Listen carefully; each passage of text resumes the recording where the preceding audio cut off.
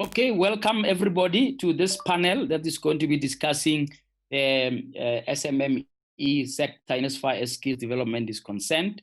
I'm not sure who is on, who is not, but the panelists are meant to be Shani Naidu, Sianda Mslatro, Waiter Mati, Lebohang Nyandeni, as well as Sandy Gugushe, as well as Linda Situmo. So I will just call on you to come in, and those who have not joined will join in the course of the discussion, and hopefully we can get it right. I thought that what we would do is just give everyone a 5 minutes, literally 5 minutes or 3 minutes, make it 3 minutes of an introductory remark on the topic of SMMEs and skills development. I always wonder whether or not SMMEs have the stomach or the stamina to deal with issues of skills development when they're in fact faced with survivor. So, in a big corporate, there will be a skills development levy that's paid. There will be a skills development program.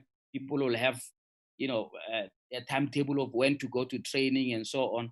But with SMMEs, they may not care about that. What has been your own experiences? I mean, obviously there's a need to sharpen skills in the SMME sector. There's no doubt about it. But with small businesses, do business owners really care about, having a headache on skills development and sending people to be off on courses for weeks on end, etc.? So just to lay the basis, your own overall experiences about how SMMEs, given the limitations of resources, given the tough economic environment, deal with the issue of skills development. Anybody who wants to jump in to kick us off, please feel free. I'll jump in, JJ. Go ahead. Hi, thank you for this opportunity. I'm Sandy Gugushe, founder and chief bookworm for a PR and communications agency called the Library Comms. I'll get into introductions about who I am a bit later, but in terms of SMMEs and skills development, I think, yes, it is definitely something that we as small business owners need to be offering and making it a core of our service, because for our own survival, we kind of have to make sure that we do share and we do empower, whether it's people that we already employ or it's in industries that we play in. So I am all for skills development. I think what's key is we just need to be creative about it. And as we know by nature, SMMEs are about creativity and innovation. So it's a matter of, let's not do it how it's already done. Let's find new and different ways of doing that skills development. And especially with COVID-19, there have been so many ways that we could have done, but we'll chat about that later. So I am but realistically, is it happening? I mean, SMM is really seized with developing the skills of their people, or they are just saying, listen, you deliver, that line needs this, I'm not interested in soft issues, so to speak. These are soft issues to make sure that the people are empowered, they can even outgrow that operation once you empower them enough, etc. Are SMMEs really seized with it? I mean, in your experience right now, I mean, I understand the theory of wanting it to happen, but is it happening? I think realistically, it's not happening enough. And let's also consider the fact that we might not be hearing enough of those situations where they do happen. However, with what's happening right now and where we are in the world, it's quite key that we start reimagining our own reality.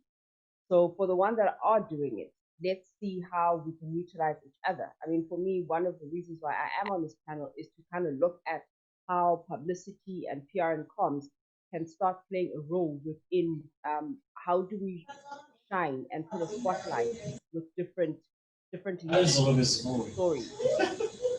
But yeah, I mean, I do agree, JJ. It's realistically, it's not happening enough, and we are not seeing enough of it. And I'm open to hearing what the others have to say. Okay, can we have another contributor just to kick us off? Thank you, Sandy. Okay, hi, JJ. This is Shani from Nemesis Accounting and SME Warrior. Thank you for having me on the panel. I feel very privileged to be able to speak on the panel. So I have an accounting firm and I've been in industry for over 20 years, a startup entrepreneur myself. So I've been in there from the beginning right through the successful levels where I am now. And all through the years, we deal with SMMEs and entrepreneurs on various levels in our client base. So we have direct access to see what is going on, how they are dealing with their businesses, all the faults they're making, all the lack of resources they're exposed to, all the lack of skills development and personal transformation that they lack, that is so desperately required to factor in entrepreneurship. I mean, we're not born to be entrepreneurs. Entrepreneurship is something you learn and you develop. They are skills and attributes that you need to hone in to and carve out this entrepreneur that you want to be. And that is part of the resources that are so deeply lacking in the SMME sector, that we can't fault entrepreneurs for failing on their journey because they are not given all the resources that they require. They are given the external resources, but you cannot have the external without the internal because it's a holistic approach that's missing. That's my take on it. Is your experience that SMMEs are reluctant to sort of have a full-on program on skills development like big corporates?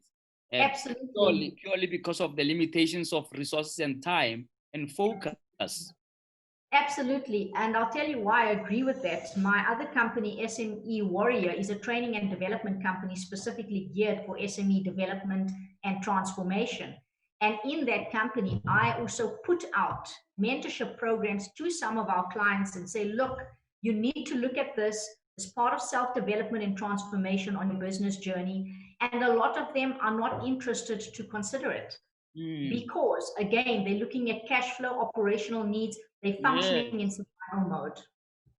Absolutely. I would like to, thank you. I would like to hear what others have to say about this, whether or not we think this can change, and why would it change now when the situation economically is getting worse?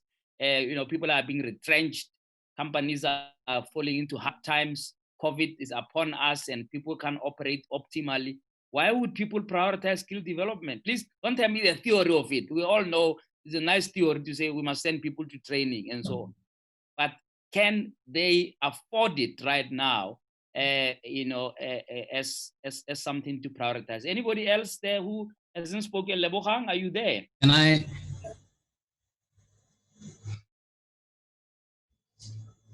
All right, carry on.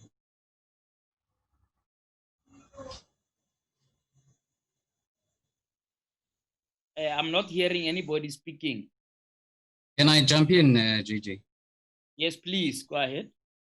Okay, so my name is Linda Situmo. I am from a company called, an SME called Surge Water, and also an NPO called the Education Access Campaign. Right, yeah. I want to agree with Shani, especially because I want to link the resources that SMEs have internally with the skills of the entrepreneurs inside the business. So for instance, if an SME does not have money as a resource inside the business, it can be linked to the fact that they do not have the skills to source that funding or financing. Yeah. I remember when I was searching or sourcing for funding from the National Empowerment Fund website, and I saw that it requires that SMEs complete cash flow projections for about 5 years and then discount that into net present value method, right? So those are skills that an ordinary person doesn't have. I mean, I had to go to business school to get those skills. So I feel that there is a gap, and the resources that SMEs have to move forward are linked, in my view, to the skills of the entrepreneurs. So definitely it's quite important that SMEs upskill and equip themselves, but not only themselves, the government of the day must also assist them and equip them. Because if we agree that SMEs are the backbone of the economy, JJ, but we're not sincere and resolute about equipping and upskilling them, then we're not serious about growing and sustaining the economy. So that is my view on the whole thing. In terms of moving forward and the skills that are going to be needed, are they important? Definitely, especially in a time of crisis, JJ, because it is in a time of crisis that we need now to be creative about how we move forward. For instance, during COVID-19, we saw that the world of work is changing somewhat. We saw that employees are not really required to be in the office from 9 to 5 every day. That is what we saw during the COVID-19 crisis. So that means that now we must reimagine even the employment contracts that we're going to put in place as SMEs going forward. So I feel like it's very important. That's my view. Yeah, I think the big issue is that SMMEs may argue that they don't have the resources to send people to training. Just to make it practical, we're not taking skills development. You're going to have to send people to training on certain things, upskill them, etc. And with the crisis now, you're going to have to send them to acquire new skills that are relevant to the current situation. Given that they would argue simply that they don't have the resources, you raised an important issue about government and what it can do. Do you think that something like the Ministry of Small Development must become useful in that they need to set up skills development programs that don't require SMEs to pay necessarily, but that becomes a value add that ministry can give? Or if we do that, we're going to make sure that, or may we have an unintended consequence where SMEs don't take those costs seriously because they don't have to pay for them? Linda? Okay, so I definitely I'm JJ. For instance, the softer skills that don't need paying for, right? In terms of marketing skills, for instance, knowing your customer and your target market, it is no use for entrepreneurs to just post on social media. The posting has to be targeted. And to be able to target the posting on social media, there's certain social media advertising and marketing skills that are needed. Now, the Department of Small Business can come, to the table with programs that can be able to impart those skills to entrepreneurs in small businesses so that they are able to reach their customers. For instance, the Buy Black movement that is happening, we need proper marketing skills to be able to reach our customers as Black businesses so that we can also stir up the Buy Black movement. I mean, in 2016, the Black middle class alone had a purchasing power of about 400 billion rands. But why do you say people don't need to pay for that? Who's going to train them for free from that industry? No, exactly. JJ, can I just jump in there? Okay. Wait, Sandy. Linda, just round off that point. Yes. Okay. I'm interested. How is this free? How is this marketing skills? Okay, so what I was saying, JJ, I was not saying that it is free. I was saying that this is where now the Department of Small Business must come in with programs that address such issues, such as the softer marketing skills. Yes. Yeah. Yes.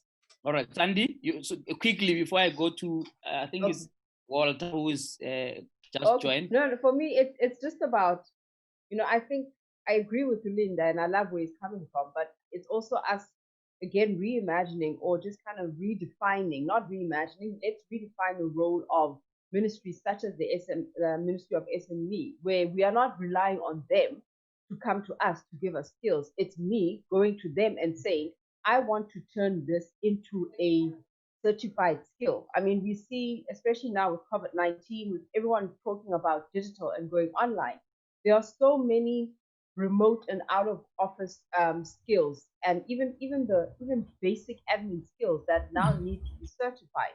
So it does open up a whole new world for us in terms of, are there certain skills that we really need and there's certain ones that we don't need. So us going by the book and saying, let's keep everything traditional as is, and all we're doing is just converting it into online, I think that's a bit unfair, and that kind of closes out a lot of people who come up with something that's new, or at least not even new, but just readapting and tweaking it.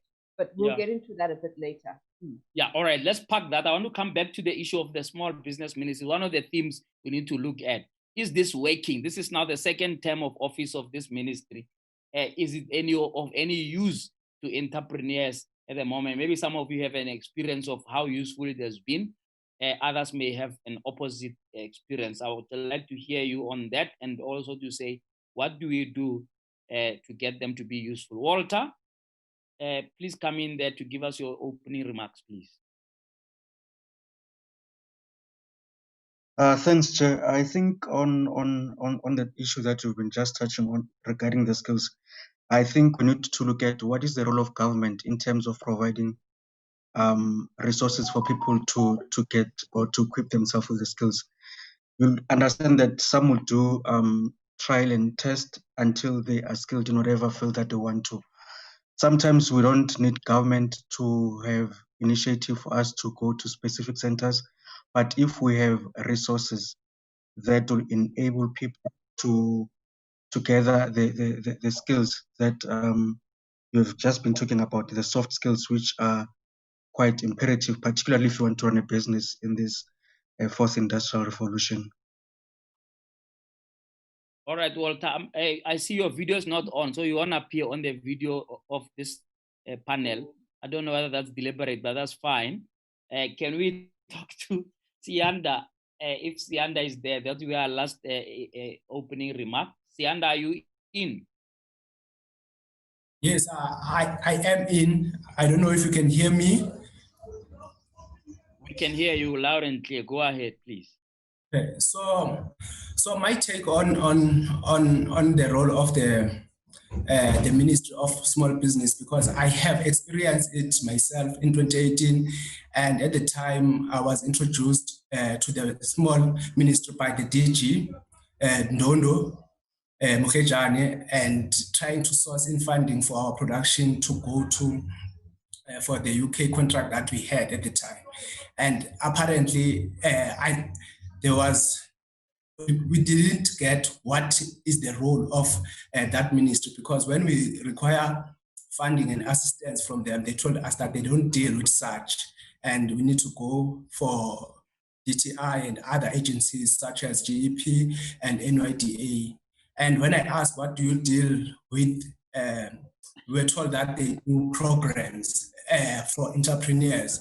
And I was like, okay, cool. Which programs do you have that can help us understand this contract? Because the contract that we received from UK, it was about 65 pages. So there was a lot of technicalities. I was like, do you help small businesses with contract and understanding the type of the deal? Can you help me with that? And unfortunately, they sent me from one person to another person to another person to another person until we lost the deal. And when I called the DG, Mr. Mukhejane, when he called me and said, "See, how far are you with the deal?" and said, the deal fall off actually, and I'm glad it fall off, because it feels like I was not ready. Even the ministry itself doesn't understand what they are doing.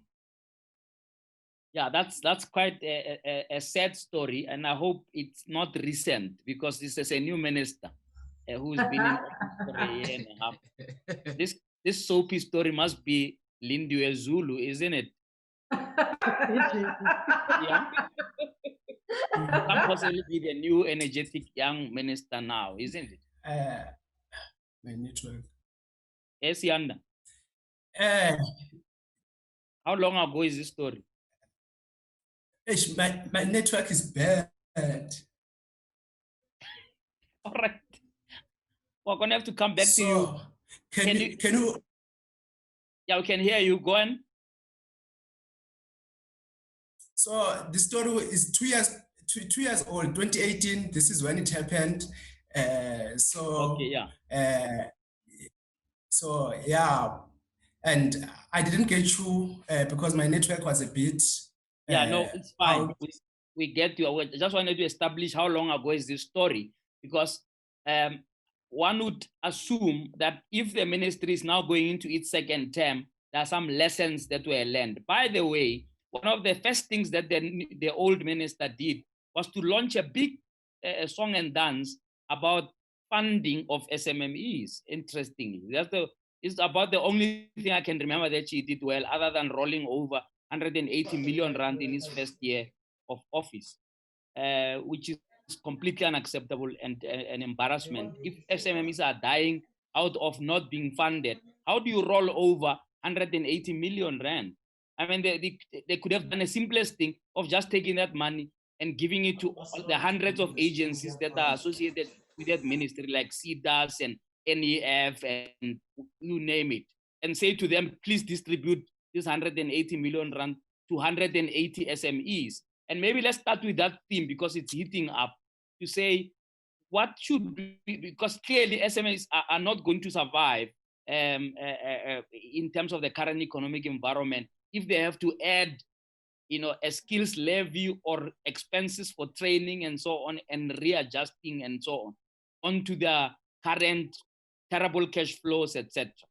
So how do you think we should approach the issue of what value the SMME ministry and the related agencies should add? Let's go into that one. Anyone who wants to start us off there, please.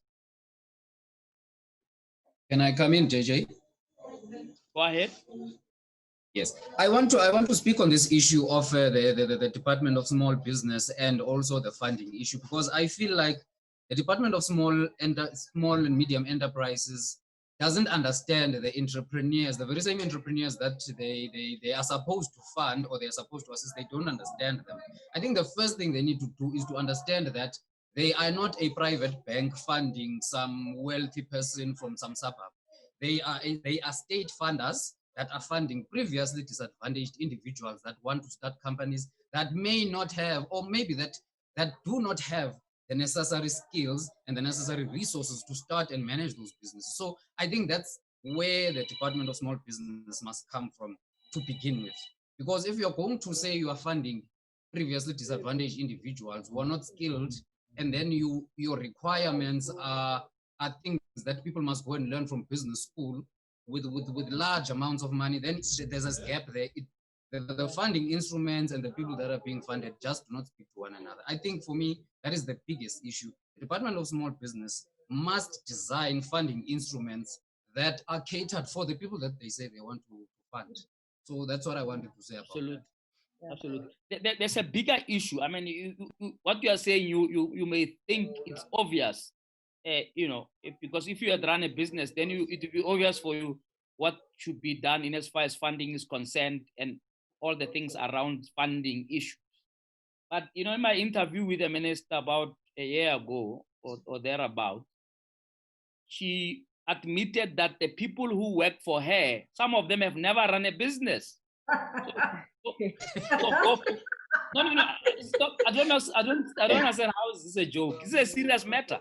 So there are people who are supposed to assist small business who themselves have never run one. So can I jump in there? Sandy. Yes, it's just from what Linda is saying, and this example that you just mentioned now, or this real life example that you just mentioned, is the ministry has no idea who it's talking to. If we are, one of the things that you teach yourself within when you're running a small business is know your target audience and understanding who your target audience is and all their nuances. So what Linda is saying is it's so heartfelt. It's actually heartbreaking that it's as if the ministry is expecting you to go in there with all the knowledge already, and they are just there to kind of view and judge you as in how amazing is your idea, when it's actually not about how amazing my idea is. It is how can you help me make it practical, and how can you make me understand how I can take this idea, plug in business processes that I am coming to you because I do not know.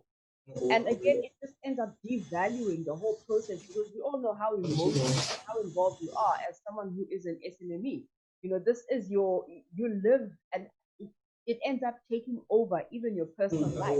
So now when you are walking into a ministry or within a space where you are told you are coming here to ask for help, and every reason why they are unable to help you just doesn't make any sense. So it does become do they know who we are? And we're not saying yet again embark on another stakeholder engagement and another community initiative, but just a typical standard. Do your research, ask the people that work within that ministry to say, do I know who I am speaking to? Do I understand that when I receive a form from a Linda Situmo who is applying for e-financing, what does this mean? So it's again, Business 101, know your target audience, because that is what keeps us awake at night. That is, how are we servicing our target audience? Those, and we're even afraid to go to market because we're not sure what the target audience is. So it's laughable for a ministry to say the people that work for me have never even been in your shoes. It's completely impractical. And those are one of the things that we, I suppose, in 101, in all of the aspects we have to come up with is how do we get them to know us? Because they exist, they're there. The money has been given to them. We can't now say let's ignore them and completely do without, because we do need them building our new business. I mean, I suppose to address the challenges of SMMEs, we need to have a multi-pronged strategy. Government intervention is only one. That's what we're dealing with now. I'm going to come to what can we do, ourselves as a sector, even if government may happen to be inefficient. Please kindly mute yourself if you are not speaking, because there's some interference, and I'm not quite sure whose mic is on. I'm not able to tell from where I'm sitting. Whoever is hosting may also look at who is causing the interference, because that will make the final video look terrible if we have all this interference. Now, anybody else to jump in there? I want us to move to another topic of, how do we reinvent ourselves as a sector given the COVID-19? But any more comments on, small business ministry? By the way, there are other agencies that existed before this ministry. The ministry is only on its second term, but before that, you had all kinds of agencies, CEDA, NEF, etc. Are we finding that there are bottlenecks in these industries? Are there good practices somewhere? Because I'm sure not everything is doom and gloom, of agencies that in fact have stepped up to the plate in assisting SMMEs. Can I comment, JJ? Go in. Okay. Just to touch on what Sandy has said, I must agree with her though. And the thing is, with all of this business funding available, it is there to serve the economic drive, which comes from entrepreneurship and business. So we must not forget that that is the ultimate objective of business funding. The problem with that is these funding houses, not just the business of small ministry, but also the CEDAs and all of these funding houses, they don't meet the entrepreneurs at the level that they're at. And that is a very integral part of understanding what the entrepreneur's requirements are. It's the same with the banking industry. Loans, grants, they operate on the same fundamentals.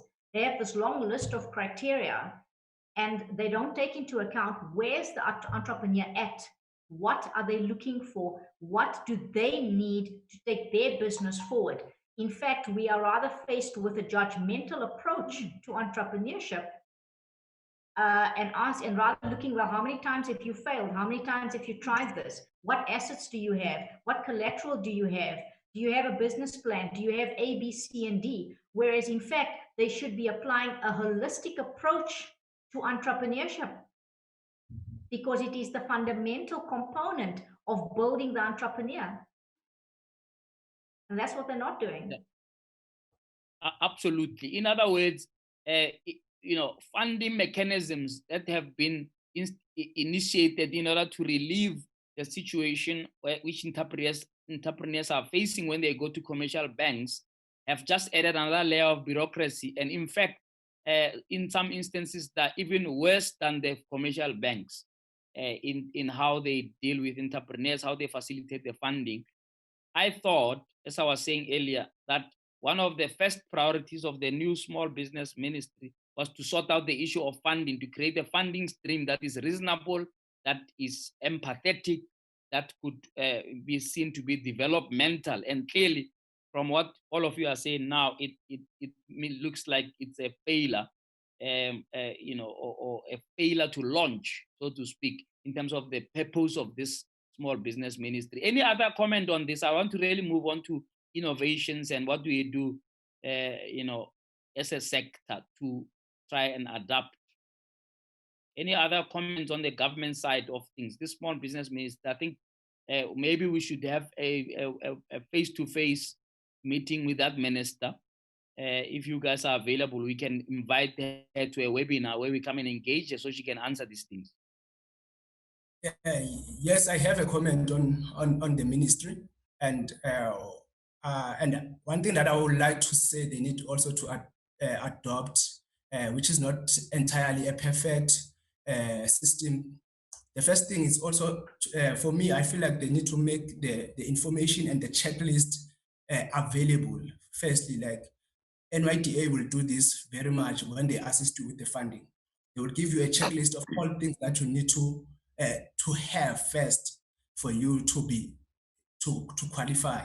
So with the small business, it's not clear what is the checklist, where are they finding? Are they finding micro businesses? Are they finding medium businesses, or are they finding businesses that are on scale? So there's no line there. We don't understand what's happening with regard to that.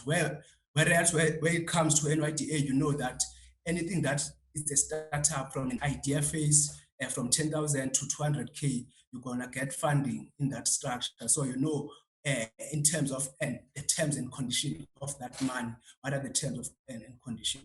So I feel like the small ministry also needs to understand itself and understand the people that they are trying to serve, especially small entrepreneurs, because really a guy from Katlehong doesn't have access to internet. Where are the offices for, or even not offices, like branches for SMEs where we can access, where to go, how they can partner up with people who have the infrastructure and value chain. They can partner up with private sector, for instance, because they have the access point.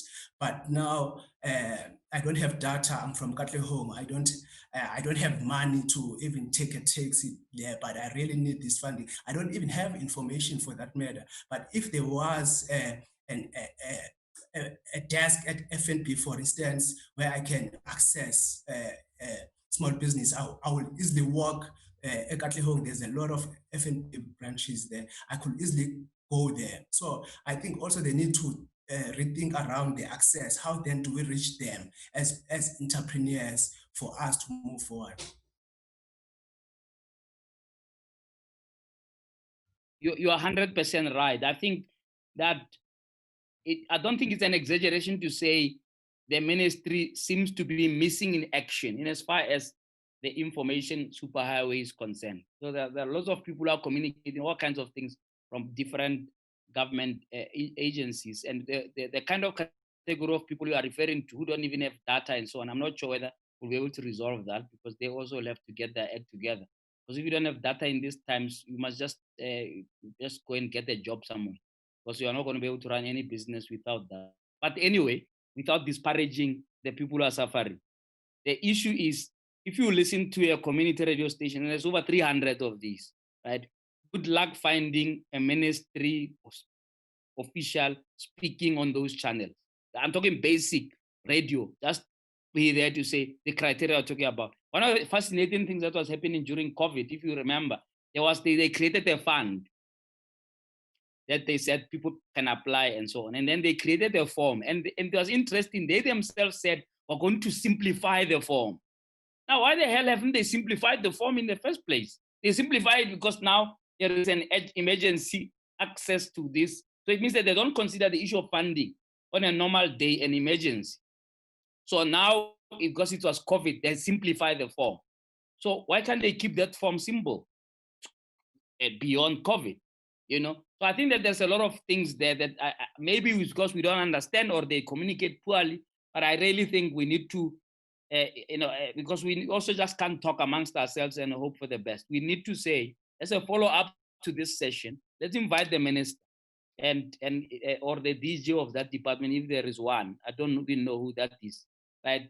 Who must come and just talk us through the purpose of the ministry as we speak now, and how SMMEs can access it, and what they are doing to get to SMMEs to know what to access, what they can access in as far as or through this particular ministry. I think let's move on, unless there's a burning comment on this.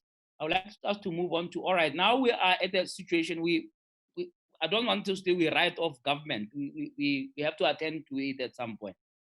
But what are the things that you believe SMMEs must do to cope with the current times in as far as reskilling, innovation, reinventing the sector? Any comments? Anybody who wants to start, please go on. Can I go in, JJ? Okay. Go ahead, I'll please. go after Linda. Okay, so I wanted to just impart some idea that I have with me. I will call it collaboration skills, right? So in the normal course of businesses usually compete against one another, right?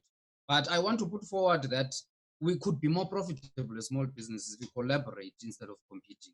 An example, similar SMEs with similar overhead expenses, for instance, can pursue some sort of cost sharing business model where they now come together and share those pull their resources and share the overhead expenses, because overheads are one of the critical challenges in the survival of SMEs. So they can pursue some cost sharing model so that they can share the overhead expenses and thereby remain more profitable, you know. So I think we must pursue ideas where we can collaborate more instead of competing more, so that we can all be a bit more profitable and drive this economic growth through SMEs a bit better. That's my thinking. Well, I won't stay long because it's exactly the same thinking as Linda, where, it's again another way of how we can rethink this whole skills development thing, where I offer my skills to, where we collaboration through offering a skill that I see your business needs, and I can offer it to you. Because yeah, Linda went into a whole math, accountancy 101 space thing, and I know that I might be not so strong in that space, but I love the fact that he said collaboration. So if I know that, Linda, I'm looking at you and your business with you with some brilliant thought leadership series, and I know how to package and offer that, and teach that, and that's also the collaboration that we kind of need to be, reinventive and redefine it, because it's, I think now more so than ever, is we need to start doing things that work for us, by us, and not sit back and expect other people to give to us, because we've been struggling this whole time. And all of a sudden, there's COVID-19, and every issue that we have been dealing with as SMME owners is under the magnifying glass just because of COVID-19. It speaks to what you were saying earlier, JJ, but funding has always been an emergency, COVID-19 or no COVID-19. And these are our daily experiences. So for all of these things now to be under the magnifying glass, it kind of, you sit back and you say, but this is what I've been going through for the past year. And COVID-19 is only a couple of months in, and already the whole world is kind of feeling what I have been feeling for the last couple of years. So collaboration within SMMEs on whatever level is key to our own survival. And it's about, if we see that some people are not helping or coming to our aid in the timely manner that we need it, then let's jump in and do it ourselves, because it is possible. We can do it. Absolutely. Are there enough platforms where such collaboration is happening? Because I know there's, every day there is a new organization that says we are focusing on SMME development and what have you. What is your own experiences? I mean, are we having enough platforms? It's just a question maybe of more coordination. What can be done to come to the aid of SMMEs by the SMMEs themselves? Anybody else? Okay, can I comment on that? Okay, Yes. I think what JJ raises is a very, very valid point, because for the time that we're in, considering we've got COVID and we're in 4IR, we have to rethink this concept called entrepreneurship. We have to reevaluate the belief systems and the value systems that we were taught about going into business and being entrepreneurs. Because those rules and methodologies are going to be the failures that we will experience if we don't stop and relook at who we are as entrepreneurs, reevaluate our business strategies and goals, look at what we've achieved and why we have to change course. Taking globalization into account, if we intend to be entrepreneurs that want to cross borders, then we need to reevaluate how we do things, what we do, the way in which we do it, and we need to re-look at ourselves as entrepreneurs and say, I need to redevelop me if I want to move forward and cross borders. I cannot function in the old self with old methodologies, old indoctrinations that have come from years and years of business leaders and business people. Even the educational system is based on an indoctrination of information. We have been taught that failure is a normal, acceptable thing. We have taught that to be judged is okay, but that is not correct. So for every entrepreneur that fails, what is the percentage of re-entry into the sector by that entrepreneur? It's a very small percentage. And it's because we are operating on old methodologies and old thinking. So it's time to relearn, to unlearn and relearn and rethink and enter a new market and a new world of entrepreneurship. And there will be lots of people who will not agree with this because they come from the old school and the old generation. And that's okay, because maybe entrepreneurship needs a new wing of entrepreneurs, needs a new decade of entrepreneurs with new ideas, new strategies, and new implementations to actually take the SMME sector forward. Yeah. Look, that's quite interesting, but I don't know what you think, but the SMME sector seems to be one of the most workshop sectors that I know. I've been involved in many other sectors. There's so many workshops. I'm sure if you Google now SMME workshop, you'll find 10 workshops happening parallel to this one that we're having right now. And I'm not sure whether that's effective, or in fact it serves just to exhaust the poor entrepreneurs who, instead of getting on with their business, done in workshops. What do you think should practically be done? Can you give us, in the remaining time, we've got 10 minutes left, and unless you want to continue beyond one or two. Can I just hijack that coordination? Yeah. And I'm not going to say anymore. Coordination.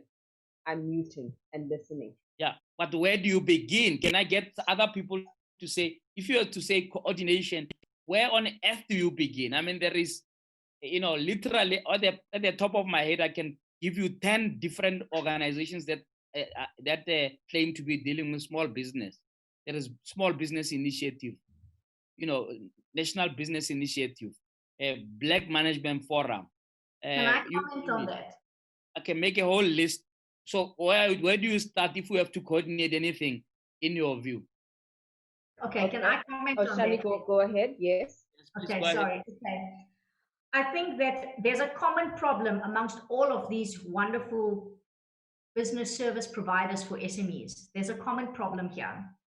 And the problem is they're all doing the same thing with slight tweaks in what they're doing. And it almost looks like a raping of the SME sector in terms of providing wonderful services to SMEs. I use that word specifically because an entrepreneur in the SME sector is someone with limited capital, limited cash flow, yet they are eager to maximize whatever service and leverage they can get.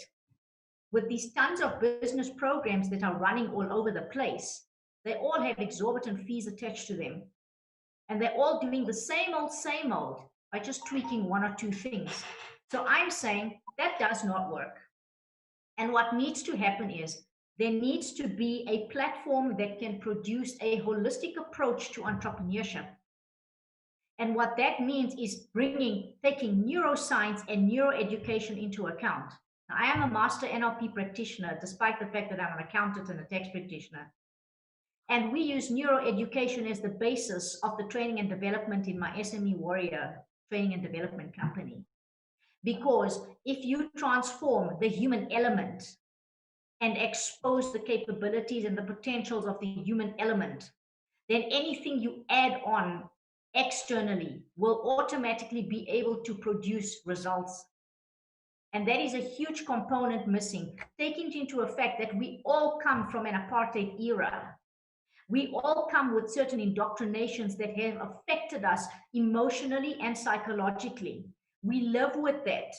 Who on earth, from government to Timbuktu, has bothered to take the time to say, Let's bring in neuroeducation and assist the EQ and the mental transformation of the human element so we can bypass the distortions that we grew up with, so we have a fair chance of an even platform of success as business owners. That's what SME Warrior does. That's what my training company does, because I've been there and I had to do it for myself. I had to go and get a master's in neuro-linguistic programming to change my life and my business. It took me 2 years, and that's why I know I can do it. And that's the missing factor. It's the transformation of the human element. All right. What I want us to do is, if all of who are going to speak now in the remaining time, let's focus on what can we do. Right? There are a lot of, as I was saying, there are a lot of workshops and seminars and now webinars, etc. At least let's leave here having a few things that we think we can go and implement, both as a collective using the platform of Leadership Skills Summit or otherwise, so that at least we've got something we can implement. I'm keen on having a follow-up discussion outside the confines of the summit, with starting with a few of you, and maybe each of you can invite one other person, and then we can have a follow-up in a month or so during the Global Entrepreneurship Month, and just see what it can do concrete. Because lamenting, we can sit here all day and lament. Now, so I'm gonna give each of you 2 minutes to give me just rounding off remarks with a suggestion of what we can do. Walter, go for it. Thanks, JJ. I think there's a necessity to do a retrospective on the type of service and products that you provide, particularly taking into account that we're in the fourth industrial revolution. Maybe perhaps some of the proposals that we submit to the small business as the small business department, they are not aligned to the necessity that they think the country or society at large requires. So there's a necessity for us as SMMEs to look in terms of what opportunities are presented by the fourth industrial revolution, and what are some of the services and products that you provide that are going to become absolute. They'll no longer be needed because of the fourth IR automation. And so there's a necessity to do a re-engineering, a replanning in terms of our business thinking. And also, I think what is of significant is what Sianda raised: access to information. We cannot only look into the Department of Small Business, but we need to look at Gauteng. You've got metropolitan municipalities, which has got more resources. What is their role in terms of assisting SMMEs? How can they work perhaps with the small business to assist young SMMEs in their respective regions or metros? Thank you. Okay, thank you, Walter. Sianda, I don't think you've spoken much. Yeah, can you give us a round off? Just give us your cutting short. So in terms of what the programs and skills development and all other entrepreneurship programs can do, firstly, they need to be specific in terms of sectors, because we operate in different sectors. So you cannot do a universal program for all entrepreneurs in different sectors. Firstly, if you are going to do retail, do retail. If you are doing fashion, do fashion. If you are doing mining, do mining. And so secondly, segmentation, basically. Segmentation is very important. And number two for me is also theory and the actual market are two different things. So how then do we test entrepreneurs in those programs that are able to are competitive enough? Firstly, what I will suggest that program development do is to give in money and say, you said you want let's say 50,000 per se, but we are going to give you 10,000, and you need to raise the remaining 40K and stick to the plan and re-evaluate the process. And one of the organizations that has done that very well is the TechnoServe incubation that I was part of. So what they do there is they give you funding, they connect you with access to market, where do you want to retail your clothes? And they give you a list, and how then do you approach these people? Negotiating skills. Actually, they invite like the resources there are there. And now it becomes up to the entrepreneur. What's your role as an entrepreneur? How hungry do you want it? For me, it's to segment and put in the resources and give people on the practical level. I think that's quite useful. Linda, your parting shot?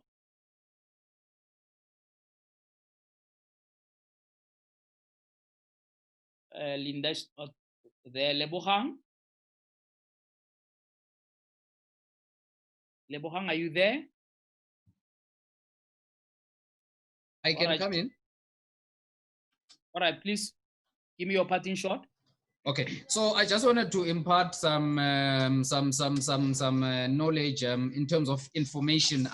When you're a business, you have to know, you have to have information, intelligence on your competitors, intelligence on the industry. So I just wanted to inform my fellow SME owners that you can get information from a database called EBSCO. I'm lucky because I'm an MBA student, so I still have it for free for now, but I have to pay for it once I stop being an MBA student. There's also a website called hoovers.com where you can get competitor intelligence and all other information on industry and trends. What is the website again? It's hoovers.com, but I'll write it on the text also, hoovers.com. Hoovers.com, all right. Yes, and also EBSCO. And as a parting shot, I just wanted to say what I said in the beginning. If we say that SMEs are the backbone of the economy, and we are not sincere and resolute about equipping them and upskilling them, then we are just not serious about growing and sustaining the economy. That's my view. Absolutely. In fact, that should be the most important reason why that ministry must get its act together, because they will be true to making sure that they prioritize SMMEs. Shami, your parting shot? Okay. I think what's critical for me is that considering that we are in rapid change environments, constant change, it is important for us to understand that rapid change means our goals will change. Yeah. All of our goals will change. Absolutely. And it is important for us to keep in mind that the type of entrepreneurs we want to see out there building our economic sector are agile entrepreneurs, conscious entrepreneurs, entrepreneurs who have the adaptability to swing with the tide and still maintain sustainability. That should be our goal. All right. Sandy, you've got the last word. For me, it is about let's collaborate internally as SMEs. We now are kind of like the power of 9. So if there's any kind of resource that I'm aware of that you need, we are here. But then also let's see how we can start thinking differently about ourselves. I mean, I love what Shani and Linda is about, because it is about how we present ourselves to the world or to the rest of South Africa. I am all for and raising my hand to the Meet the Ministry, and I'd love to be part of that, where we showcase who we really, the SMMEs tell the minister that this is who we are and this is how we would like to be dealt with.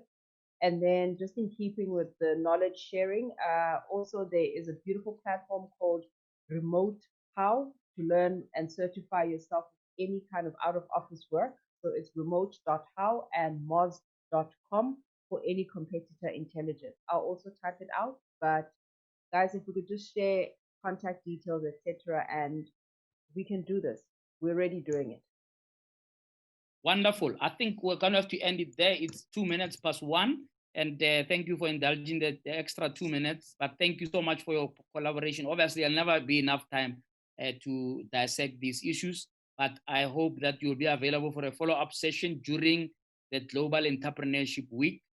And if each of you could recommend on the group an additional person you think we should invite, I will try and get hold of the minister and we get her into that session. We don't have to be many, just do you plus one each with the minister, and then let's see whether we can get anything out of there.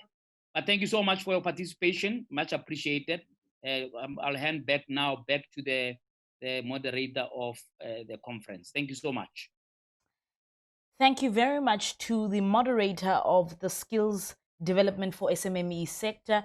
That was quite a interesting panel discussion that offered equitable solutions to the SMME sector and what we need to do what I did get from that particular panel discussion is the importance of collaboration, especially where SMMEs are concerned. How do we share costs and ensure that even as we share costs, we grow together and we are able to survive together, because that's the most important thing. And through collaboration, we are then able to reinvent the wheel. Also, another thing is the importance of rethinking and reevaluating entrepreneurship. How do we then change the course to ensure that we don't operate from obsolete methodologies and start looking at new, innovative solutions to move the SMME sector forward, and also the importance of government intervention, but to say if a ministry does exist, what is the role of the ministry to ensure the survival of the SMME sector. So thank you very much to the moderator and the panels, or the panelists rather, that were presenting.